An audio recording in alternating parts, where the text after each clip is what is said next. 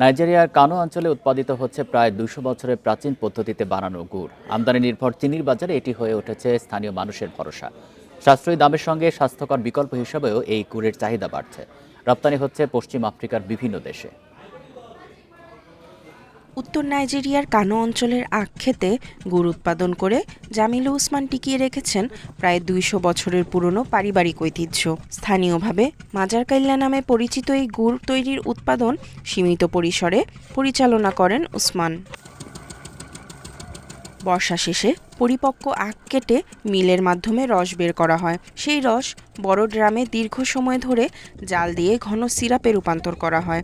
পরে তা স্টিলের ছাঁচে ঢেলে ঠান্ডা করে পরিণত করা হয় শক্ত ব্লকে। আমরা আমাদের পূর্বপুরুষদের কাছ থেকে গুড় বানানোর এই কাজটি শিখেছি এবং সেই ধারাবাহিকতাই ধরে রেখেছি। আগে ঘোড়ার সাহায্যে রস বের করা হতো, এখন সহজ যন্ত্র ব্যবহার করতে পারছি। এটাই আমাদের জন্য স্বস্তির। প্রতি কার্টনে ১০০টি করে গুড় প্যাকেটজাত করে বাজারে পাঠানো হয়, যা এখন ঘানা, ক্যামেরুন সহ পশ্চিম আফ্রিকার বিভিন্ন দেশে প্রায় $১৯ দরে রপ্তানি হচ্ছে।